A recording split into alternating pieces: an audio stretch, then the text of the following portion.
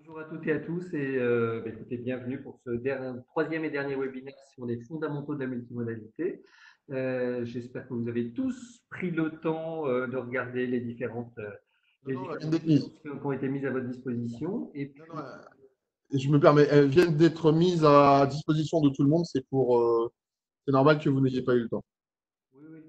Oui, mais il y en avait déjà, je crois, auparavant. Et puis, ben voilà, ben je laisse Guillaume finalement, et puis je reviendrai. Alors, comme d'habitude, merci de fermer vos micros et puis de privilégier le chat pour poser vos questions. Et je reviens vers vous si je vois des questions. Merci, à tout à l'heure. Très bien, donc bonjour à toutes et à tous. Aujourd'hui, comme je vous l'avais annoncé lors du premier webinaire, nous allons aborder les compétences, ou les activités, plutôt les activités d'ailleurs, plus que les compétences, les activités du formateur dans le cadre d'une formation multimodale. Comme on en a parlé précédemment, au sein d'une activité, d'une formation multimodale, on a différents acteurs. Ce support-là, vous l'avez déjà vu avec moi la première fois, le 11 mai.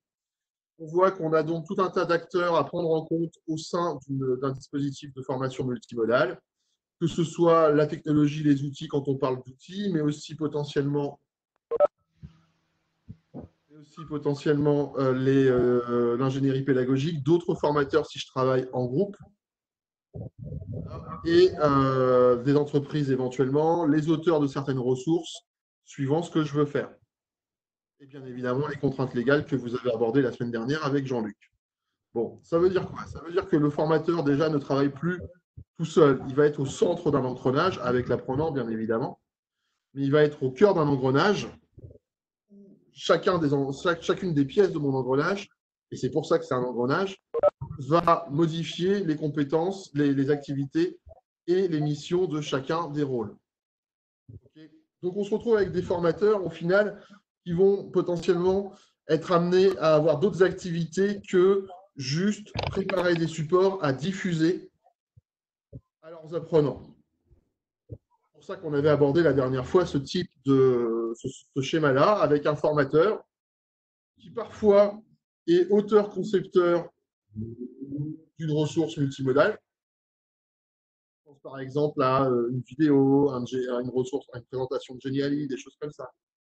Il va refaire toute l'ingénierie pédagogique tout en favorisant l'échange et la coordination avec ses collègues. Il peut aussi parfois être sollicité pour créer une ressource au nom de l'organisme de formation pour l'ensemble de ses collègues. On fera un focus particulier sur la place du tutorat en formation parce qu'on verra que sans tutorat, bien évidemment, ce type de formation fonctionne extrêmement peu. Voilà. Et puis, on a aussi, souvent, ce terme est utilisé, le terme de référent numérique qu'on abordera également, puisque Communautique a réalisé un travail particulier sur le référent numérique. Le référent numérique, c'est potentiellement la personne qu'on vient solliciter en disant « Tu es à l'aise avec les outils numériques, pourrais-tu m'indiquer un outil de quiz? Pourrais-tu me dire ce genre de choses ?» Donc, on peut avoir ce type de personnes au sein d'un organisme de formation qu'on va solliciter parce qu'il a des connaissances, parce qu'il a des compétences dans le domaine du numérique. Donc, on va aborder ça régulièrement. Par rapport à tout ce qu'on a dit, il y a quand même un aspect qui est très important à mettre en œuvre au sein des organismes de formation, c'est ce qu'on appelle la veille.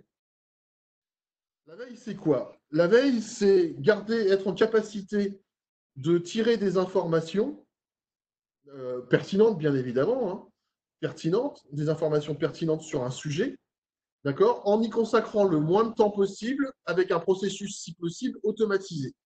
Donc, ça, c'est extrêmement important parce que, quel que soit le domaine d'activité dont on parle, on va voir qu'il y a donc il y a différentes évolutions qu'il faut qu'on prenne en compte. Pour cela, il faut qu'on soit au courant de cette évolution et donc ça passe par la mise en place d'un système de veille. Alors, attention, un organisme de formation n'est pas obligé de mettre de la veille sur tous les sujets. Il s'agit à chacun de s'approprier les sujets. Je vous en ai listé quelques-uns. Je vous ai listé quelques systèmes de veille aussi. Il s'agit de mettre en place une veille soit individuelle, soit collective, pour savoir quelles sont les évolutions des différentes activités liées à ces missions. Voilà. Par exemple, je reprends tout simplement, hein, très très simplement, auteur, concepteur multimédia, j'utilise des outils, mais mes outils changent. Comment je fais pour être informé? Je suis formateur, ok, d'habitude j'ai mes pratiques, j'aimerais essayer la classe inversée. Comment je fais pour être informé des bonnes pratiques en classe inversée? En ce moment, suite au confinement qu'on a connu pendant les 2 derniers mois, on a beaucoup parlé du tutorat sur les sites internet. Comment je fais pour mettre en place de bonnes pratiques tutorales? Tout ça passe par un système de veille. Alors, je ne vais pas rentrer dans le détail d'un système de veille. Je vous rappelle également que dans le cadre de Calliope, il y a des critères qui portent sur la veille et sur le maintien des compétences. Donc, c'est un sujet important. Vous allez pouvoir vous appuyer sur des ressources qui sont sur le LMS On continue à former, où vous allez constater qu'il y a le replay d'un webinaire qui a eu lieu sur les outils de veille en organisme de formation animé par Isabelle Drémaud. Donc, je vous ai mis la ressource ainsi que le support. Comme ça, vous allez pouvoir commencer à réfléchir à un système de veille parce qu'il y a une stratégie à mettre en œuvre. Pourquoi mettre une stratégie? Pourquoi réfléchir à une stratégie? Parce que je ne vais pas faire de la veille sur tout et n'importe quoi. Donc là, je vous ai listé 6 types de veille qui me semblent pertinentes par rapport aux organismes de formation. Cependant, ça ne veut pas dire qu'il n'y en a pas d'autres. Voilà. Donc, on est habitué à faire de la veille juridique et réglementaire.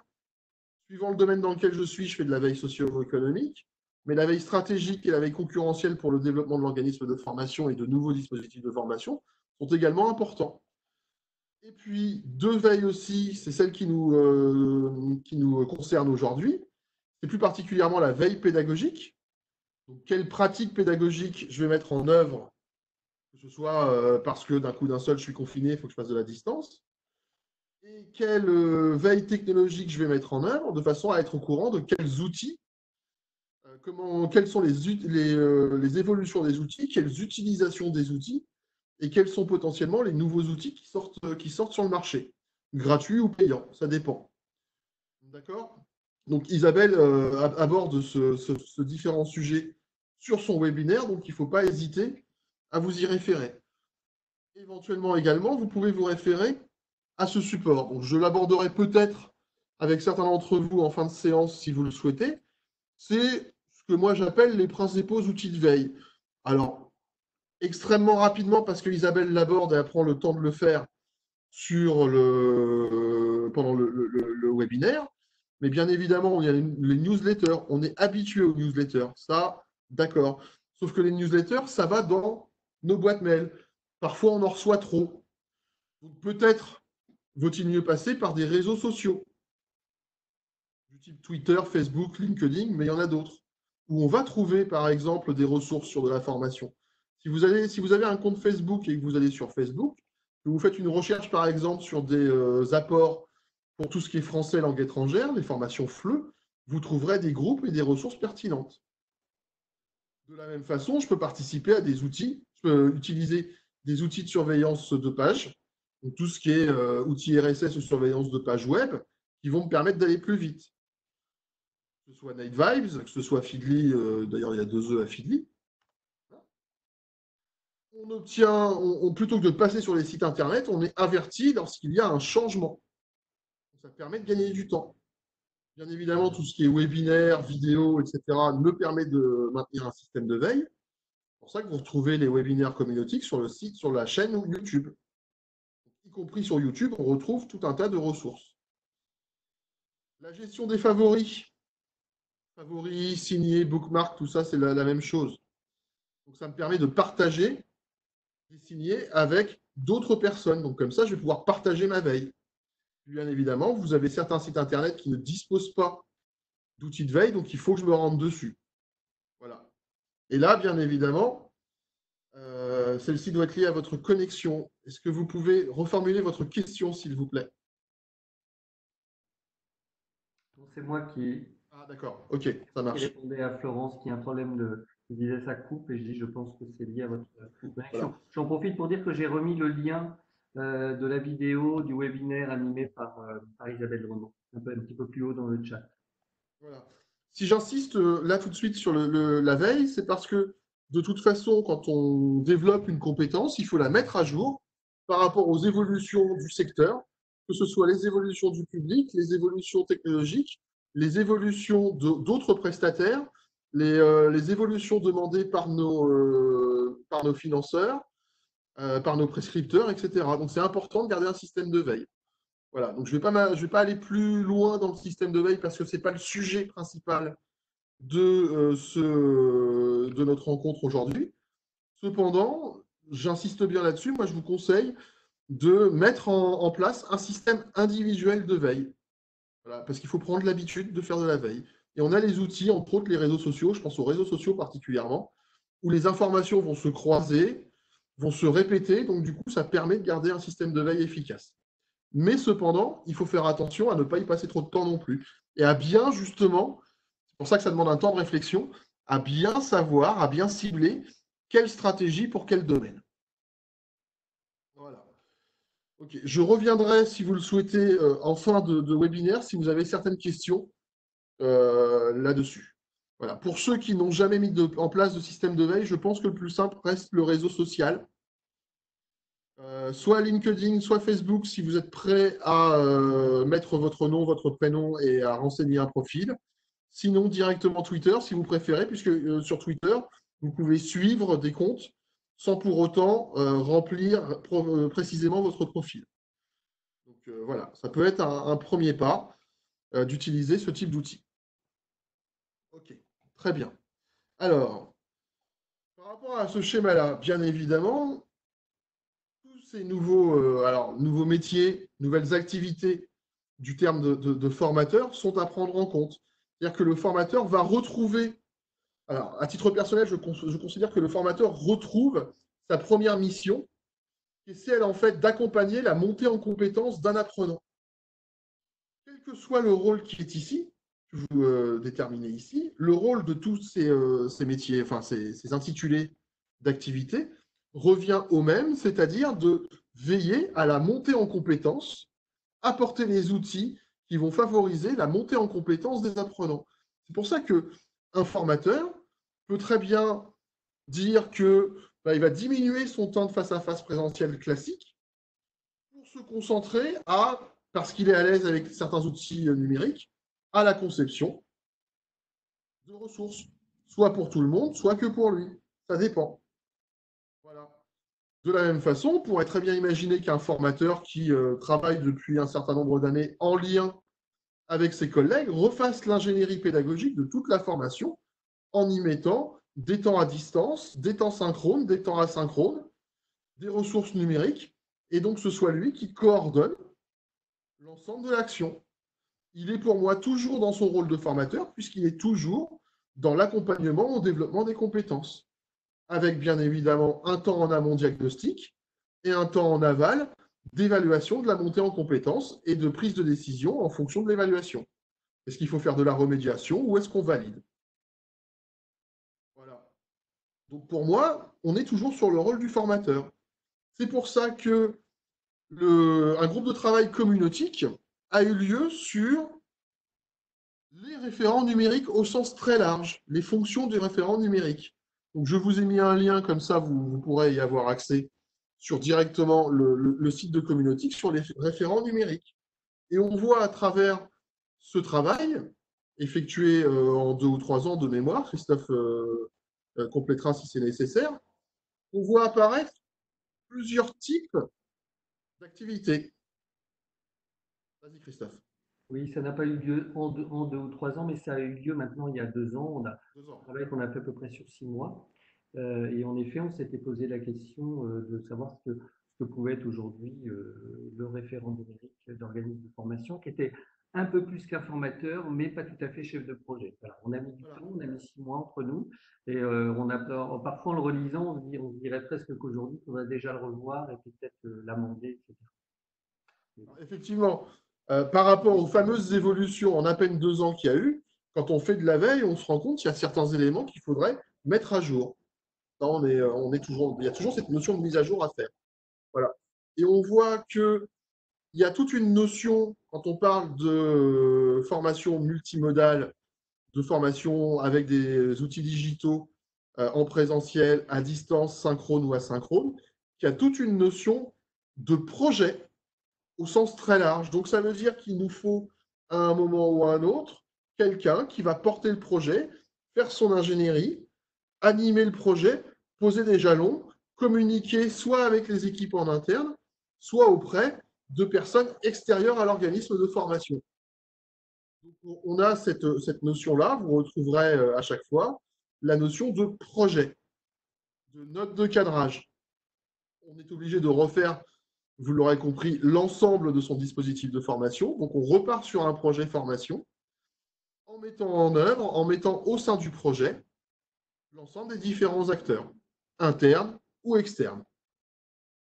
Donc, cette notion de projet, avec bien évidemment au sein du projet les apprenants, mais pas que, l'ensemble des formateurs, avec cette notion d'amélioration continue, donc de retour sur expérience.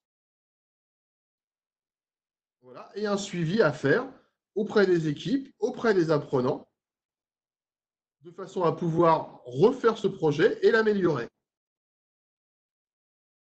Voilà. Donc il y a cette notion de projet qui est important à prendre en compte. Deuxième point important à prendre en compte une fois que le projet est construit, c'est qu'on va numériser, on va rendre disponible via des plateformes certaines ressources.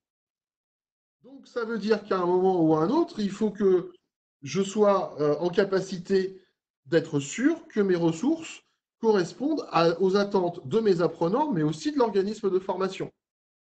Donc il faut produire les ressources, potentiellement les mettre sur une plateforme, ou tout du moins les mettre à disposition des apprenants, donc les partager. Ça dépend comment je veux faire. D'accord? Le LMS, c'est un Learning Management System, c'est ce que nous utilisons. On continue à former est un LMS. D'accord? Il faut que je les mette à jour. Il faut que je suive que mes apprenants les ont réalisés. Voilà. Et il faut que je sois en capacité, bien évidemment, de les, de les critiquer pour les améliorer de nouveau. Il y a toujours cette notion d'amélioration, ce qui ne choquera pas un formateur, puisque quand je suis en présentiel classique avec des supports, que ce soit des supports papier ou des supports PowerPoint, j'ai toujours un temps en amont de la formation où je vais vérifier que mes supports sont toujours à jour par rapport à mes contenus de formation. Et bien là, j'ai la même chose. Il faut que je mette à jour les supports, que ce soit numérique ou pas. Donc à un moment ou à un autre, j'ai toujours cette notion de veille qui est de nouveau là. On est toujours là-dessus. On a une utilisation des outils, en particulier dans la formation donc digitalisée à distance, qu'elle soit synchrone ou asynchrone. Donc ça veut dire qu'il faut que les formateurs soient en capacité de les utiliser. Mais pas forcément tous les formateurs, puisque je suis sur une formation multimodale. Par contre, ceux qui ne les utilisent pas doivent quand même être au courant des compétences qui sont développées, donc ils doivent faire partie du projet pour pouvoir justement s'insérer et rebondir sur ce qui se passe en formation à distance. Voilà, donc la plateforme et les ressources. Et puis bien évidemment, cette notion de pédagogie et d'accompagnement qui est au cœur de notre métier. C'est-à-dire qu'à un moment ou à un autre, bien évidemment, mes formateurs sont censés accompagner les apprenants. Toujours dans cette notion, rappelez-vous, on en a parlé lors du premier webinaire, toujours dans cette notion de développement des compétences numériques des apprenants et des formateurs. Ça veut dire que si vous avez un formateur qui est loin de ces outils-là, il va falloir l'accompagner et bien le sensibiliser au fait qu'à travers l'utilisation de ces outils, il va développer ses propres compétences numériques. Ça, c'est extrêmement important parce que certains formateurs peuvent avoir l'impression de décrocher par rapport au secteur professionnel. Ce n'est pas le cas si on leur fait bien comprendre que le principe, c'est d'améliorer leurs propres compétences en utilisant des ressources pour leurs apprenants.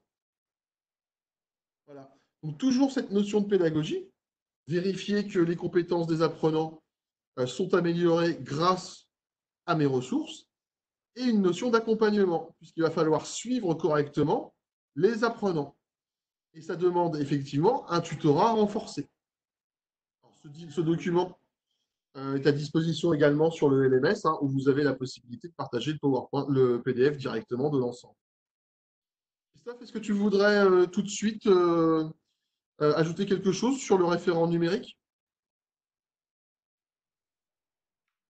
Écoute, comme ça, là, juste dire que, en fait, c'est ce qui nous a servi, le référent numérique. Je suis désolé, j'étais un peu sur les mails là. Mais est-ce que tu as parlé des différents niveaux, du niveau jaune et du niveau J'ai orange? pas parlé des badges. J'ai pas parlé des badges. D'accord, Je vais en parler en la fin. mais même au niveau, à l'époque, on s'est beaucoup posé la question de savoir qui faisait quoi en tant que référent numérique. Sachant que c'est une appellation qu'on a trouvée nous, hein, ça c'est pas quelque chose qui est référencé en tant que tel, mais on s'est dit, tiens, vous êtes un petit peu plus que formateur en effet ou formatrice, et c'est vous qu'on vient voir quand on a besoin d'utiliser un LMS, de mettre en place une ressource, de mettre en place un espace de veille, etc. Mais par contre, on s'est beaucoup posé la question de se dire, est-ce que finalement les compétences, ou est-ce qu'on peut demander la même chose à quelqu'un qui va être dans un organisme où il y a 7-8 personnes et qui va y passer peut-être une journée par semaine à ces compétences, enfin, ces tâches de référent numérique, que quelqu'un dont le boulot aujourd'hui, c'est d'être complètement référent numérique. C'est pour ça qu'on a mis, c'est pour ça que vous voyez certaines choses en jaune qui sont plutôt, j'ai envie de dire, des choses de base, et puis choses orange qui correspondent plutôt à des tâches qui sont demandées à quelqu'un qui est dans un gros organisme et qui a pour tâche essentielle de faire de la Je crois médiation. qu'on t'entend mal, Christophe. Comment? Comment, Guillaume? On voit plus ton écran. Voilà. C'est pour ça. Vas-y, continue. Vous le retrouverez de toute façon sur le site communautique, vous pourrez le reprendre en PDF, ce sera plus simple, hein. Mais tout ça pour dire qu'il y a bien, on a travaillé sur 2 niveaux à l'époque. Et c'est à partir de ce référent numérique, en effet, qu'on a créé les badges, les 5 badges menés au référent numérique. Voilà, je ne dirai pas. Alors, si on regarde bien, je me permets de reprendre la parole, on peut avoir des formateurs qui vont occuper les 3 fonctions qui sont sur le document du référent numérique. Un temps où ils seront formateurs, un temps où, au contraire, leurs collègues les considéreront comme référents numériques, et un temps potentiellement où ils auront des activités de chef de projet. Voilà. C'est-à-dire que le numérique bouleverse nos organisations de travail. Donc, bien évidemment, les intitulés de poste, les intitulés de métier qu'on peut rencontrer vont également être perturbés. Et il y a un temps d'adaptation, bien évidemment. Bien évidemment là-dessus. Voilà. Donc, on est plutôt sur cette fameuse activité. Quelles sont les activités d'un individu au sein d'un organisme? Surtout que, comme l'a dit Christophe, en fonction de la taille de l'organisme, c'est plus ou moins formalisé, ce genre de choses. Voilà. Je reviens sur ce dernier point où on parlait de pédagogie et d'accompagnement. Vous avez tous participé au moins une fois sur le LMS. On continue à former. Certains d'entre vous ont fait des MOOC, etc.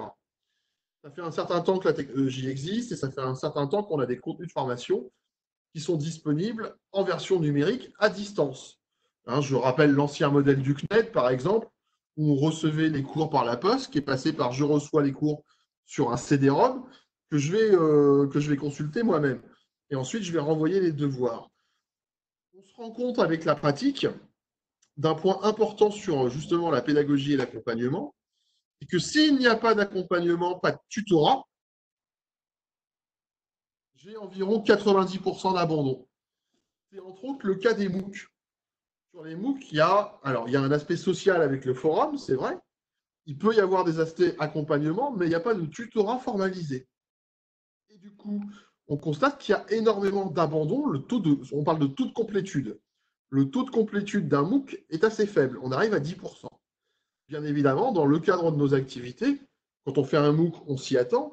Mais quand on part sur un dispositif de formation classique, même multimodal, le principe, c'est d'avoir 0% d'abandon. Pas, 0%. Donc pour ça, il faut mettre en œuvre du tutorat. Voilà. Ça, c'est un sujet extrêmement important et je pense que vous l'avez tous constaté pendant le confinement. La question qu'on peut se poser, c'est quand même quel type de tutorat mettre en œuvre. C'est tout ça la question. Et on se rend compte qu'il y a plusieurs conditions, plusieurs aspects du tutorat. En particulier, je vais m'appuyer en particulier sur les travaux de Jacques Rodet, que certains d'entre vous ont déjà dû consulter quand ils se sont posés des questions sur le tutorat et qui a été bien évidemment très sollicité pendant la période de confinement. Mais il n'y a pas de formation multimodale avec des parties à distance ou digitale sans tutorat. Ça veut dire qu'en amont, quand je cadre mon projet, il faut que je prenne en compte des missions tutorales, soit pour des formateurs, soit pour d'autres personnes. Pourquoi pour d'autres personnes? Parce que quand on regarde bien le tutorat plus en détail, on voit qu'il y a plusieurs types de tutorat. Si j'utilise des outils à distance, des outils numériques, des outils digitaux, que ce soit en présence ou à distance, j'ai besoin d'un accompagnement technique en tant qu'apprenant. J'ai besoin de quelqu'un, par exemple, me dise bah, il faut se connecter à tel endroit, les identifiants, c'est ceci. Si ça ne marche pas, il faut faire les mises à jour et potentiellement, je vais avoir quelqu'un qui va être sollicité pour m'aider à faire les mises à jour si je ne sais pas le faire moi-même. Est-ce que c'est le rôle du formateur? Parfois, oui. D'autres fois, dans d'autres organismes de formation, la réponse, ça va être non. Il va y avoir quelqu'un dédié à ça. Ça dépend de ce que je veux faire. Voilà. Potentiellement, je peux demander aux personnes qui sont chargées du tutorat de revenir régulièrement pour, par exemple, je constate que telle personne ne s'est pas connectée. Donc, je demande à l'accompagnement technique, au tuteur technique, d'aborder la personne pour savoir si c'est un problème de connexion. Voilà. Mais déjà, quand je dis je constate que certaines personnes ne sont pas connectées, ça veut dire que j'ai mis en place un suivi particulier. Donc, j'ai un accompagnement technique à mettre en œuvre. Potentiellement, j'ai également un accompagnement pédagogique. Ça, on est habitué quand on est en présentiel classique. Quand un apprenant ne sait pas, avec de la chance, je le lis dans ses yeux. Voilà. Sinon, il pose des questions ou je m'en rends compte lors d'une évaluation formative. Là, à distance, ça peut être plus compliqué. Donc, il faut que je prenne un temps pour vérifier que mes apprenants ont bien compris les supports que j'essaye de leur transmettre. Ils sont bien appropriés, les contenus, et que leur montée en compétence est effective. Ça, effectivement, ça semble normal, logique, que ce soit un formateur qui s'en occupe. Mais si vous reprenez par exemple des organismes de formation du type, je pense aux universités par exemple, l'accompagnement pédagogique, il peut également être fait par un autre apprenant à qui on a libéré du temps ou potentiellement qui veut le faire, ça dépend. Mais on peut imaginer d'autres intervenants que le formateur, même si à un moment ou à un autre, il interviendra là-dessus. Voilà. Je vais utiliser, dans mes formations multimodales, je vais utiliser différents outils avec différentes natures de ressources, différents types de supports, de la vidéo, des documents PDF, des documents à remplir, d'autres à consulter. Je vais avoir des temps synchrones où tout le monde doit être là, et je vais avoir des temps asynchrones où ils vont tous pouvoir consulter les ressources quand ils le souhaitent. Ça veut dire qu'à un moment ou à un autre, je vais avoir des apprenants qui vont avoir besoin d'un soutien pour s'organiser, déployer du temps, trouver du temps pour faire leur formation, pour suivre leur formation, et potentiellement qui vont avoir besoin de méthodes pour consulter différentes ressources ou se repérer sur une plateforme. Donc, à un moment ou à un autre, il faut que je prévoie un tutorat organisationnel méthodologique. Alors, quand je dis il faut que je prévoie, bien évidemment, ça dépend de mes apprenants et de leur agilité numérique. Et vous allez voir que dans les ressources à consulter, justement, pour mener à bien votre réflexion sur le tutorat, vous avez une ressource qui vous parle des coûts du tutorat. Voilà. Parce qu'il faut que je le prévoie, mais la question, c'est est-ce que je vais en avoir réellement besoin? Si j'en ai pas besoin, tant mieux.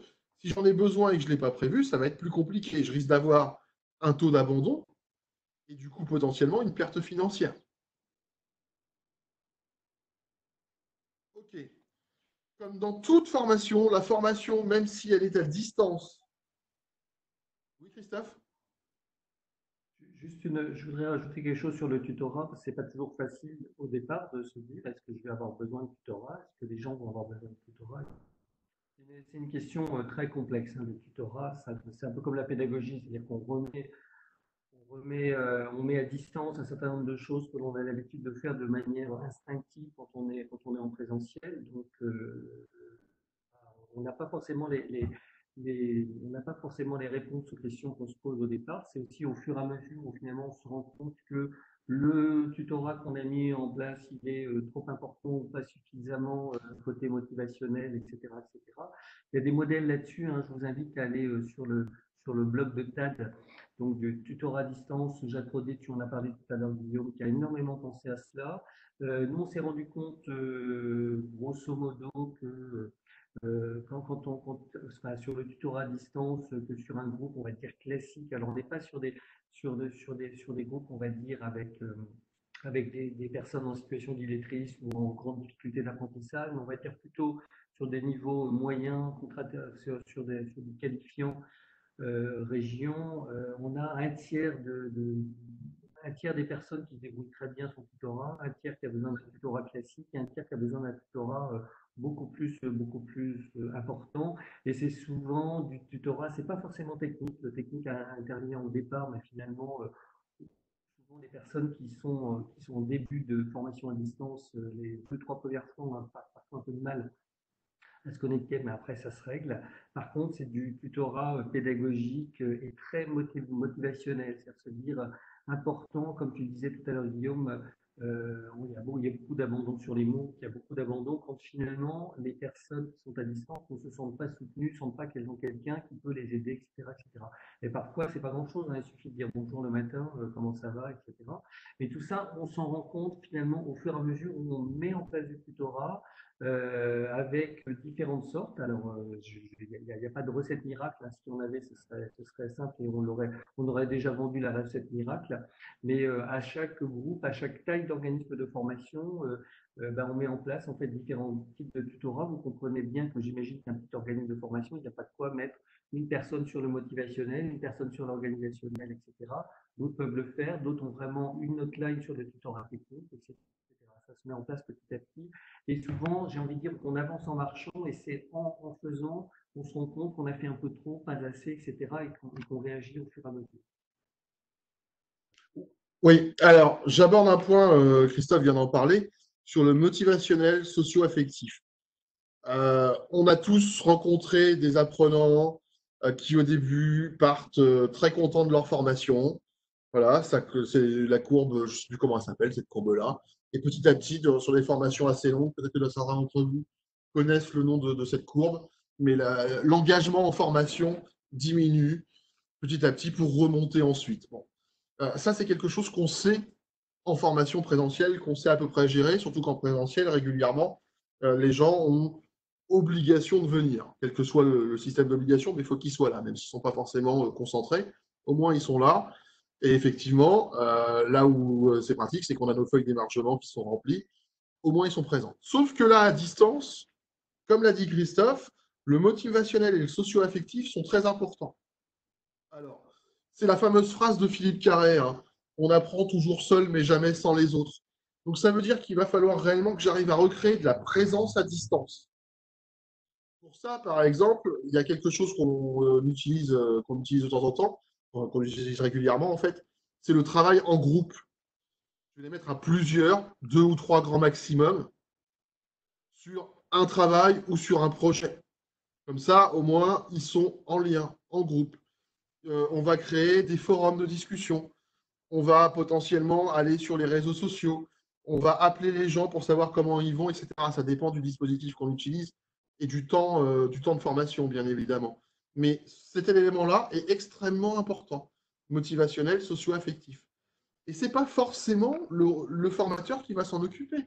On pourrait très bien imaginer, par exemple, un organisme de formation qui investit dans une solution d'envoi massif de SMS et qui, alors peut-être pas tous les matins, mais qui, une fois par semaine, envoie un SMS en disant bonjour, comment allez-vous? Merci de déposer un message sur le forum. Comme ça, on suit qui s'inscrit, qui pose un message, et on va aller voir ceux qui ne postent pas de message pour savoir où ils en sont. Donc, on peut utiliser des systèmes comme ça. Mais surtout, et ça, c'est un point important, hein, de toute façon, vous allez dans la rue, vous demandez à quelqu'un s'il veut suivre une formation à distance, il va vous répondre non, je ne veux pas suivre une formation tout seul. À distance, ça ne veut pas dire tout seul, bien au contraire. Mais ça veut dire qu'il faut avoir pris en compte dans son ingénierie pédagogique des moyens pour recréer du lien entre les personnes. C'est entre autres pour ça que régulièrement on passe par des plateformes, parce que du coup, quand je vais communiquer avec quelqu'un, eh bien, je vais communiquer avec tout le monde. Je n'ai pas à envoyer un mail en ayant peur d'oublier une ou plusieurs personnes. Voilà. Donc, Christophe a parlé de Jacques Rodet, je vous en parlerai un peu plus tard, dans quelques minutes. Mais on a effectivement ce type de tutorat à mettre en compte, à prendre en compte. OK. Des ressources sur le tutorat, il y en a réellement beaucoup, puisque ça fait déjà un petit moment qu'on réfléchit à la question de l'accompagnement en formation. Et donc, du coup, vous avez monsieur Jacques Rodet, vous avez son nom qui est ici, voilà, qui lui redéfinit, continue à travailler énormément sur le tutorat à l'heure actuelle. Et donc, c'est une autre vision du schéma que je vous ai proposé ici. Voilà. Avec une personne qui sourit, c'est déjà plus sympa. C'est-à-dire qu'effectivement, on peut avoir des gens qui ont besoin d'un tuteur administratif pour se repérer sur comment je m'inscris dans la formation. Le tutorat technique, régulièrement, ces deux-là, tutorat administratif et tutorat technique, sont plutôt en amont de la formation. Ils peuvent intervenir pendant la formation, en particulier le tutorat technique s'il y a un souci, mais il faut le régler en amont de la formation. Toujours mon tuteur pédagogique. Alors, Jacques Rodet utilise le terme de tuteur court parce que le plus simple en formation à distance pour garder du lien, c'est de mettre les gens en projet. Comme ça, il y a une dynamique de groupe qui se crée. Et vu que je sais que je travaille avec d'autres personnes, eh bien, je vais m'impliquer, je vais m'engager dans ma formation. Donc, je peux avoir un tuteur projet. Le tuteur projet, suivant les moyens que j'utilise, ça peut être un formateur, ça peut être quelqu'un d'autre qui suit les jalons. Ça peut être quelqu'un d'un autre groupe de travail qui va juste vérifier que les étapes sont suivies. Voilà. On peut imaginer, alors ça dépend du public, hein, on ne peut pas faire ça avec tous les publics, mais on peut imaginer un tutorat entre pairs. C'est le cas, entre autres, à l'université. Vous avez des étudiants qui deviennent tuteurs d'étudiants d'années inférieures, précédentes. Enfin, je n'ai pas envie d'utiliser le terme d'inférieur, mais des troisième ou quatrième années, qui vont accueillir et tutorer les élèves, enfin les étudiants de première ou deuxième année. Et je peux très bien l'imaginer dans un cadre de formation. C'est pas gênant. Voilà. Et puis un tuteur par rapport au programme, parce que dans cette fameuse courbe d'engagement et de motivation de l'apprenant, à un moment ou à un autre, tu peux avoir un apprenant qui décroche parce qu'il ne sait plus dans quel sens va sa formation par rapport à un programme établi. Ça peut être important, ça. C'est la fameuse question du mais pourquoi est-ce qu'on voit ça? C'est quoi l'intérêt de nous faire une formation, enfin une intervention sur tel ou tel sujet dans le cadre de ma formation? Donc ça, c'est par rapport au programme global de la formation. C'est souvent, et au début, c'est normal que ce le soit, des activités qui sont réalisées par le formateur, mais quand on commence à avoir un volume important d'apprenants qui ont besoin de ces différentes formes de tutorat, on peut imaginer que ce soit d'autres personnes que des formateurs, ou des formateurs qui se voient dédier du temps spécifique pour ça. Ça dépend de comment je travaille. Voilà. Si je sais par exemple que tous les lundis, tous les premiers lundis de chaque mois, j'ai un début de formation où je vais utiliser un ordinateur et je sais que j'ai un formateur qui est à même de veiller aux mises à jour, ben, je vais peut-être lui libérer du temps le lundi matin pour qu'il fasse le tour des groupes et qu'il fasse le tutorat technique en présentiel potentiellement. Comme ça, au moins, c'est réglé. Voilà. Donc, ça, c'est une autre façon de lire le tutorat. sur les différents points à prendre en compte. Et comme l'a dit Christophe, le tutorat, il n'y a pas de recette miracle. S'il n'y a pas de recette miracle, c'est aussi parce qu'à un moment ou à un autre, nos apprenants sont tous différents les uns des autres. Donc à travers ce tutorat, et vous allez voir que j'ai mis une ressource dessus, à travers ce tutorat, je vais pouvoir pousser l'individualisation de la formation, apporter des ressources complémentaires, répondre à des questions individuelles, répondre à la question de l'individualisation en formation. Ça, c'est extrêmement important également. Voilà. Et c'est extrêmement important de formaliser ce tutorat. Alors, on parle de charte de tutorat parfois. Dans les gros organismes qui les ont déjà mis en œuvre, on peut passer par une charte.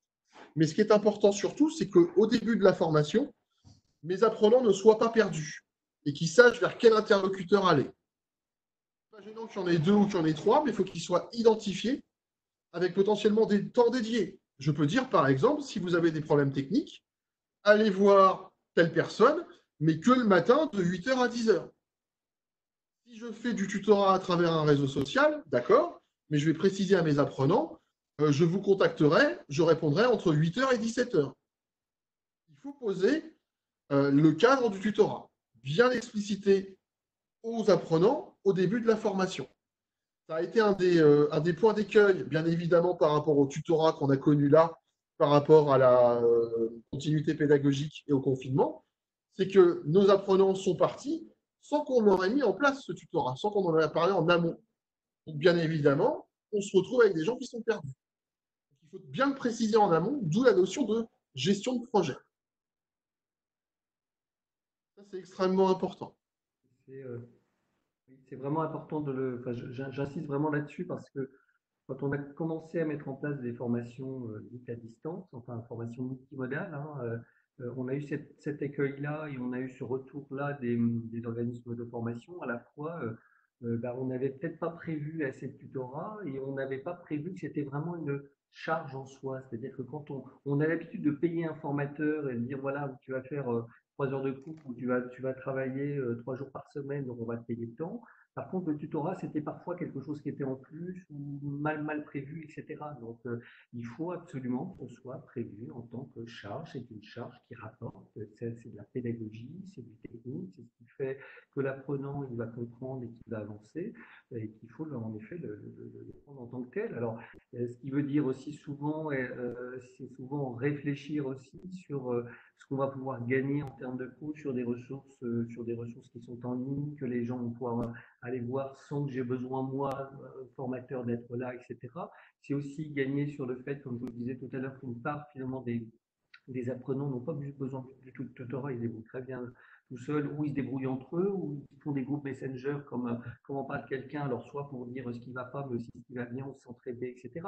Mais ce qui existe déjà en présentiel, et finalement, on arrive petit à petit, je dirais, à créer des modèles de tutorat en fonction du type de formation que l'on a, du type de typologie, j'ai envie de dire, des apprenants, et puis voilà, de la grandeur des groupes, de la grandeur de l'organisme de formation, etc. Mais c'est vraiment quelque chose qu'il faut penser. Alors, comme on disait, on le pense au fur et à mesure. Hein, c'est très difficile de dire, bah, voilà, on va mettre ça en place. Voilà. On met ça en place, on met souvent ça va avec le protocole individuel de formation, c'est-à-dire qu'on dit, voilà, vous aurez droit à un tutorat, le tutorat il sera organisé comme ci, comme ça. Mais peut-être que quand vous referez le deuxième groupe dans 2 mois, dans 3 mois, vous aurez changé des choses parce que finalement, ce n'est pas exactement ça qu'il fallait faire et vous allez avancer en marchant. De toute façon, vous avez. Alors, le tutorat, globalement, on le fait de façon informelle régulièrement. Ça, c'est pas la question. Mais vous avez tout intérêt à le formaliser, ne serait-ce que pour reconnaître donc, les activités des formateurs, réussir à quantifier, que ce soit en temps ou que ce soit en bénéfice, les apports du tutorat, et puis surtout, j'insiste là-dessus, par rapport à Calliope et cette notion d'individualisation renforcée par la loi du 5 septembre 2018. Donc, un tutorat est nécessaire à prendre en compte. Ça, c'est plus qu'important. Voilà. Les différents points, vous avez les 6 secteurs qui sont là, vous les avez par une autre ressource, puisqu'il y a effectivement dans le domaine des sciences de l'éducation des gens qui travaillent sur les aspects tutoraux. On retrouve les mêmes. Hein. Il n'y a pas de changement particulier. C'est juste les termes qui changent. Si ce n'est que là-dessus, potentiellement, on peut avoir un tutorat systémique, d'accord, par rapport, entre autres, je pense aux gens qui font de la formation certifiante, devenir un professionnel, c'est aussi partager un système de valeurs et de règles. Donc ça peut être apporté par la formation. Donc, par rapport au système de façon générale, vous prenez par exemple ceux qui sont en contrat d'apprentissage, eh bien, indiquer ce que c'est que les chambres de métier de l'artisanat, indiquer comment on crée une entreprise, où est-ce qu'on trouve des ressources. Ce n'est pas forcément pour l'ensemble de mes apprenants. Donc, du coup, ça va demander une individualisation et ça peut demander un tutorat particulier. Voilà. Mais pas de formation sans tutorat. De toute façon, je pense, si vous êtes là aujourd'hui, c'est que je pense que vous avez bien conscience que, peut-être que je m'avance, hein, mais je pense que vous avez conscience qu'une formation en présentiel, il y a une notion tutorale, ne serait-ce que dans le motivationnel, socio-affectif et dans le pédagogique. Donc, il n'y a pas de raison que cette notion tutorale ne soit pas non plus dans une formation multimodale. Et elle est d'autant plus renforcée que les personnes ne sont pas forcément présentes. Et ça, c'est extrêmement important. Il faut absolument rentrer dans cette notion de tuteur. Et à l'heure actuelle, il n'y a pas de reconnaissance réglementaire du terme de tuteur en organisme de formation. Voilà. C'est une question qui m'est souvent posée par les formateurs. Donc, il n'y a pas de reconnaissance dans les conventions collectives, de ce type de choses réglementaires. Cependant, on peut très bien imaginer que certains formateurs fassent plus de tutorat que d'autres. Ça dépend. C'est très compliqué à quantifier d'une séance à l'autre. C'est pour ça que si ça se trouve, vous allez commencer par mettre un dispositif tutoral pour un premier groupe et vous allez l'enrichir lors d'un deuxième ou d'un troisième groupe ou au contraire l'alléger.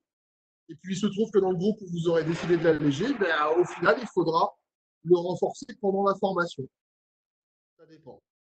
Ça dépend de comment le groupe interagit. Voilà pour le tutorat. Pour aller un peu plus loin, je vous ai mis la ressource dont Christophe nous parlait, qui est Jacques Rodet. Jacques Rodet est un consultant formateur français. Voilà. Vous avez son blog, donc TAD, c'est tutorat à distance, écrit là également. Voilà. Vous avez son blog qui est très pertinent sur tout ce qui est tutorat à distance. Il y a un tas de ressources dessus. Et une vidéo également, puisque plus on tuteur, plus on met en place du tutorat, plus on peut aller vers l'individualisation, qui, je vous le rappelle, est renforcée dans la loi du 5 septembre 2018. Okay. Alors, pour ceux qui veulent réellement aller plus loin, il y a une thèse sur le tutorat qui est très intéressante. La thèse est très intéressante sur le tutorat à distance avec des outils informatiques. Alors, pour l'université, mais pas que. C'est une thèse, hein. Ça peut être compliqué à lire. Par contre, vous avez un document de synthèse qui fait 2 pages sur des journées de l'information qu'on a eues à Aix-en-Provence en 2011, qui est aussi intéressant, mais qui est très dense. Voilà. Voilà pour mon intervention sur le tutorat. Je vais arrêter le partage d'écran quelques instants. Voilà. Et me consacrer aux questions qui sont dans le chat. Je n'en vois pas. Mais allez-y, allez-y. Alors peut-être comme on n'est pas beaucoup aussi, je vois qu'on est juste une dizaine. Si vous voulez éventuellement poser une question ou donner votre avis, etc., en réactivant votre micro et votre webcam.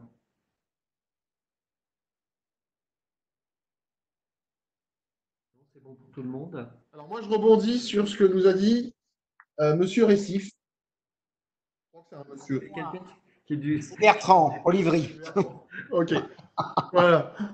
Donc, je rebondis sur Monsieur Récif. Voilà. Monsieur Récif nous dit que oui, vous avez créé des groupes sur Messenger. Oui. Guillaume, vous nous m'entendez là? Oui. Oui.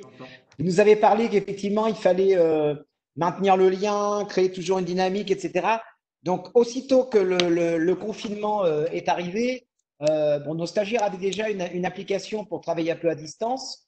Ils avaient un learning management system, mais évidemment, on n'a plus vu les personnes du jour au lendemain et les préparer un petit peu à travailler seuls en toute autonomie. Il a fallu vraiment qu'on mette des moyens pour maintenir la dynamique, montrer qu'on était derrière eux. On est parti d'un sondage, on a posé des questions sur ce qu'ils utilisaient le plus souvent. Et c'est vrai que beaucoup de stagiaires, alors je pense que je vous en avais déjà parlé, mais notre public, c'est plus du niveau A2. Hein, on n'est pas non plus dans du. Voilà. Et donc, on s'est aperçu que beaucoup de stagiaires utilisaient leur smartphone, notamment Facebook et les réseaux sociaux. Donc, on s'est dit, bah, voilà, on va créer une dynamique autour de groupes Messenger. Et on a donc eu 3 groupes dans le cadre des compétences socles à gérer. Et on a créé des groupes de discussion entre chaque groupe différent.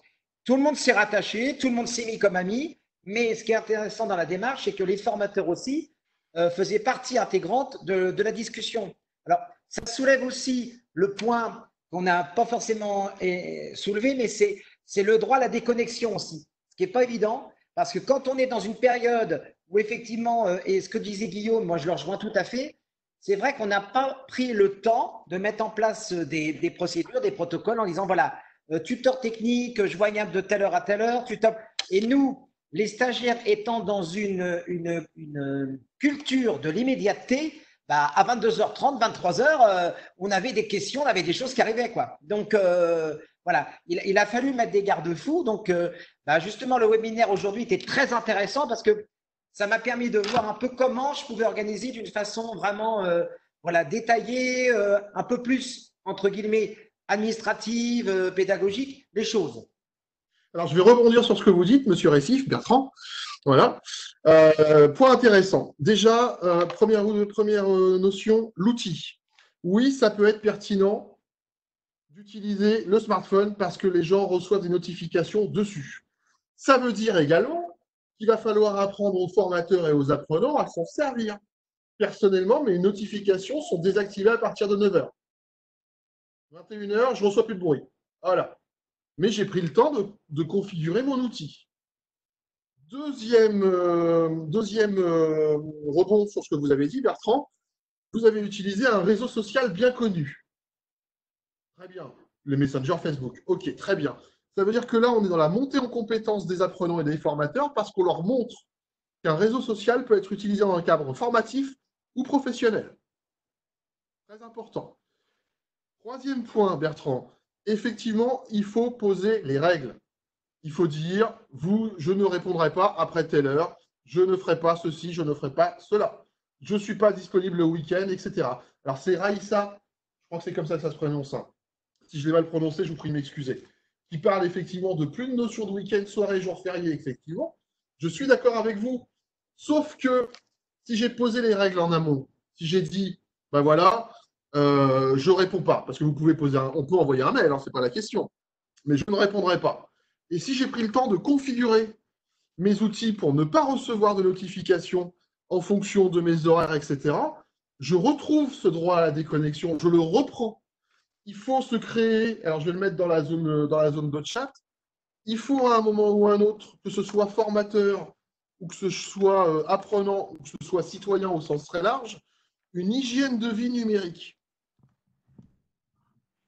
Voilà. Il y a un moment où il faut se dire j'éteins la télé, je vais prendre un bouquin. Et bien, il y a un moment où il faut régler son outil. Après, je réponds, je réagis à ce que dit Raïssa. Je crois qu'on a tous été débordés d'une manière générale, qu'on soit formateur, qu'on soit organisateur, qu'on soit consultant, etc., pendant la période de confinement. Personne ne s'y attendait, en tout cas aussi brutalement. Et il a fallu répondre, il a fallu avant tout ne pas perdre les jeunes, ou en tout cas ne pas perdre les apprenants. Donc, dans ces cas-là, c'est vrai qu'on a tendance à dire eh ben, j'en fais 3 fois plus que ce qu'il me faudrait, en tout cas dans un temps normal. Et tant mieux, enfin, j'ai envie de dire, heureusement que chacun. J'ai fait un petit article pour me remercier tous les formateurs qui ont bossé comme des dingues sur LinkedIn en disant mais heureusement que vous étiez là parce que bah, vous en avez fait 3 fois plus. Et puis ça a permis en tout cas aux gens de ne pas décrocher, etc. Après, il faut se dire, maintenant ils ont un peu l'apprentissage de ça et qu'est-ce que j'imagine en effet de mettre en place parce que le déconfinement on va en réavoir peut-être après ce qu'on entend. Si ce n'est pas le virus là, ce sera peut-être une autre manière de, etc. Mais pas, sans être dans l'urgence, en disant écoutez, sachez, vous avez compris qu'on était là, vous avez compris qu'on ne vous laisse pas tomber quoi qu'il arrive. Par contre, peut-être qu'on vous laissera tomber du vendredi soir 18h au lundi matin 9h. Voilà, sauf exception, etc. Mais voilà. Je crois qu'il y avait aussi besoin tout d'un coup de passer d'un présentiel, surtout avec des personnes qui ont besoin particulièrement de social, qui ont parfois des difficultés d'apprentissage. Donc on sait aussi que ce sont les plus fragiles par rapport, je dirais, à la distance, etc. Et qu'il fallait réagir vite. Et puis après, on prend le temps avec eux de leur dire quoi qu'il arrive demain, si on est de nouveau dans une situation comme ça, on trouvera quelque chose qui permette à chacun de continuer à vivre et puis de ne pas mettre ma vie familiale complètement en l'air tout le temps. Voilà. Mais bravo pour ce que vous avez fait les uns et les autres. Hein. Et je crois qu'on n'avait pas le choix de toute façon. Alors, je pense que Raïssa est en CFPPA, ce qui fait que effectivement, les CFA, d'accord. Ok, CFA agricole, Raïssa? Oui, c'est ça. Donc j'imagine, ce que ça veut dire, c'est que les apprenants, enfin ces apprenants à elle, quand ils sont partis de la formation, ils ont été travailler en entreprise parce que c'était ouvert. C'était le fameux j'ai besoin de main-d'œuvre ou j'ai besoin de vos bras dans l'agro-agriculture. Donc ça veut dire que potentiellement, dans ces cas-là, effectivement, il fallait peut-être prévoir un temps de tutorat avec des outils à distance, mais après leur journée de travail en leur disant bah, vous nous postez le message quand vous voulez, mais nous, on vous répondra le lendemain. C'est-à-dire qu'il y a effectivement cette notion d'urgence ou d'immédiateté, comme en a parlé Bertrand, c'est aussi à l'occasion du tutorat de bien préciser aux gens que au final, ce n'est pas des médecins, ce n'est pas des policiers. Il y a une urgence, oui, mais une urgence qui est relative. Et garder au contraire la notion d'urgence et d'immédiateté, mais c'est notre travail aussi en tant que formateur de prendre le temps. On est dans une société effectivement où ça va de plus en plus vite, où on réagit immédiatement, il se passe quelque chose, on va même plus vérifier l'information, on la commande tout de suite. N'importe quel homme politique tweet, like, etc., etc. On fait du buzz, machin chose. D'accord. Mais quand on prend un peu de distance, et c'est notre travail aussi en tant que formateur, de donner cette possibilité de distanciation, donc de relativiser ce genre de choses. Voilà. Alors c'est toujours facile, hein. C'est toujours facile de dire il n'y a qu'à Faucon. D'autant plus que là, encore une fois, ce sont les formateurs qui sont en face des apprenants. Il va être temps maintenant, et que les formateurs n'ont pas pris le temps non plus, et c'est bien normal, de dire à leurs responsables pédagogiques, directeurs, directrices, qui en savaient peut-être pas plus qu'eux d'ailleurs, comment est-ce que je fais, comment est-ce que je réagis. Et souvent, c'est bah, écoute, tu as plus l'habitude que moi, fais, et puis voilà, et vous avez fait, vous avez bien fait. Il est temps maintenant de se dire, c'est pas des décisions qu'on prend. Enfin, l'organisation d'un tutorat, c'est pas quelque chose que font les formateurs entre eux, c'est quelque chose qui se décide en termes d'organisation globale de l'entreprise, hein, de l'entreprise organisme de formation. Donc, c'est comment est-ce qu'on fait sur telle filière, comment est-ce qu'on fait avec quelqu'un qui n'est pas bon, il y a des formateurs qui ne sont pas bons en technique, qu'est-ce qu'on fait pour les aider eux sur la technique, etc. etc. C'est des choses qu'on envisage par la suite. Vous avez, comme je dis souvent, vous avez fait de saut sans savoir nager. Bon, ben voilà, vous vous êtes débrouillé avec la brasse, mais que la prochaine fois, vous allez apprendre à mieux nager et surtout, à travailler, je dirais, en amont avec vos directions, avec les équipes pédagogiques, avec les responsables pédagogiques, etc. Et, tous, et les équipes administratives, etc. Et de dire finalement comment est-ce qu'on réagit globalement et quelle norme, comme tu disais, Guillaume, quelle norme on donne à tout cela. C'est un vrai boulot, hein, le tutorat. Hein, Ah oui, il y a un vrai boulot. Oui, c'est assez. Voilà. Et en plus, c'est très compliqué parce que ça peut changer d'un groupe à l'autre ou d'une formation à l'autre. Voilà. Alors, pour aller plus loin dans vos réflexions, vous trouverez sur le LMS, donc le support que je vous ai diffusé avec les liens, vous pourrez vous en servir comme ressource, bien évidemment. Pas de souci. Vous trouverez, donc, je vous en ai parlé au tout début, une ressource sur la veille et la curation. Et là, vous allez sur n'importe quel réseau social, vous faites tutorat en formation, vous verrez qu'il y a tout un tas de choses. Donc, voilà, on a ça.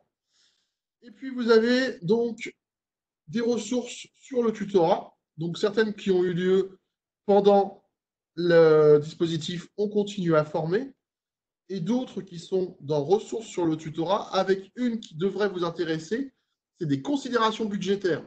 Alors, les autres sont bien aussi, hein. Attention, hein, je vous mets des bonnes ressources, hein, quand même.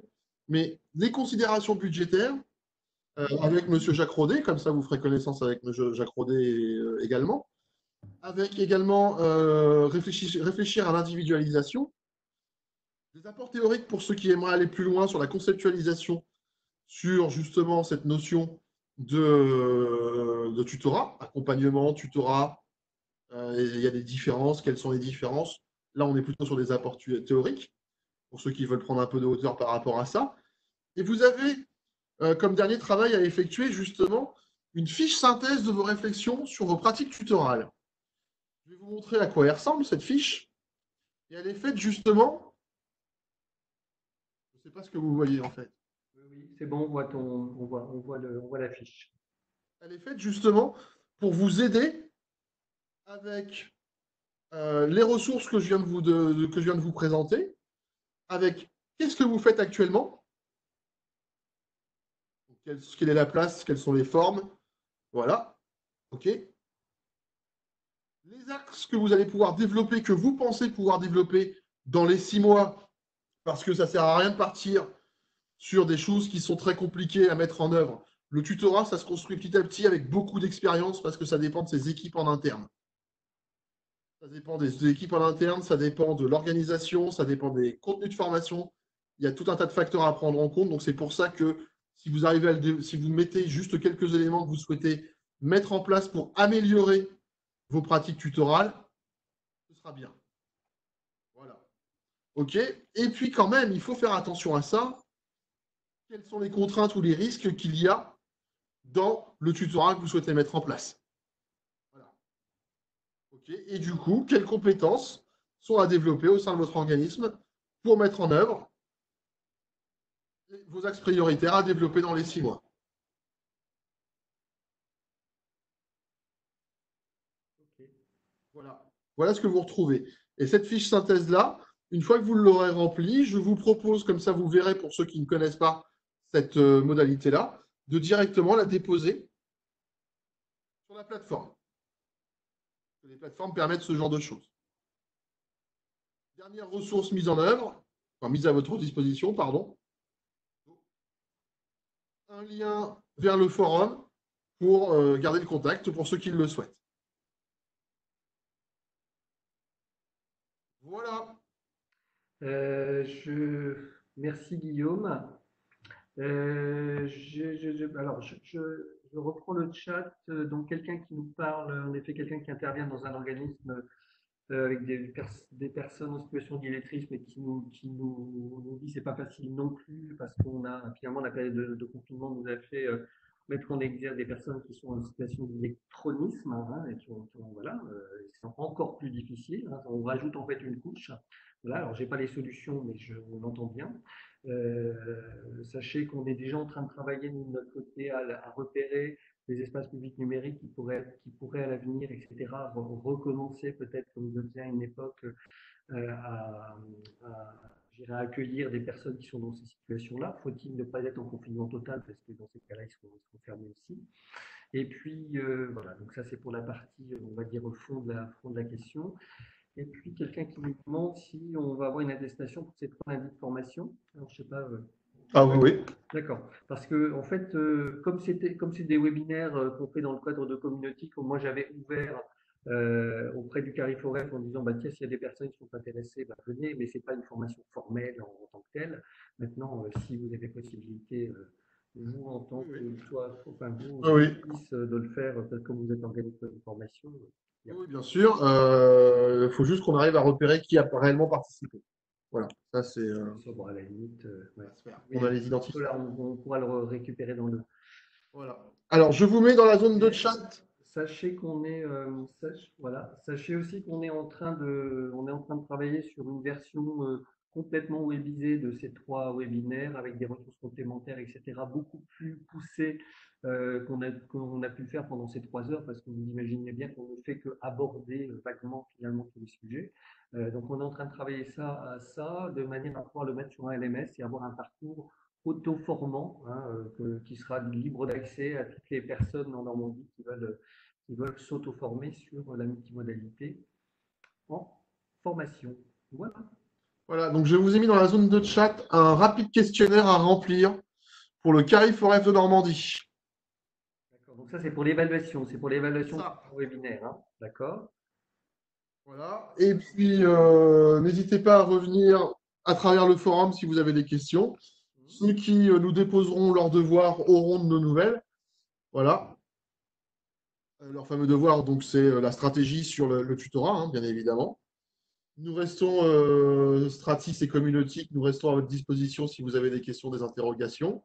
Vous trouverez également sur le site de Communautique un lien vers, je vous l'ai mis dans le PowerPoint de présentation, un lien sur ce qu'on appelle les badges du référent numérique. Ça peut vous permettre, justement, ça peut vous aider dans la construction de vos compétences au sein de votre organisme de formation pour repérer justement au sein de vos collègues qui a les compétences pour, par exemple, faire de l'animation de projet ou faire de la médiatisation de ressources. N'hésitez pas à vous en servir dans ce cadre-là. Ça peut être un outil qui va accompagner votre organisme sur ce sujet-là. Il s'agit finalement de reconnaître des compétences qui sont assez informelles aujourd'hui et sur lesquelles on peut s'appuyer, voire même d'organisme à organisme, hein, puisque finalement on peut se rencontrer entre personnes qui ont les mêmes badges, etc. Voilà, il y a tout un réseau social qui peut se mettre en place aussi à travers les badges numériques. Je m'arrête là. Si vous avez des questions, des interrogations, des remarques, je suis à votre disposition. Ouais, de toute façon, on va devoir s'arrêter. Je vais arrêter l'enregistrement. Je remercie tout le monde. Encore une fois, merci de votre présence. Et puis, une prochaine fois, sur un autre webinaire, un atelier. Dès qu'on pourra se voir en vrai, on aura plaisir de se voir en vrai lors de l'atelier ou d'un séminaire. Merci à toutes et à tous.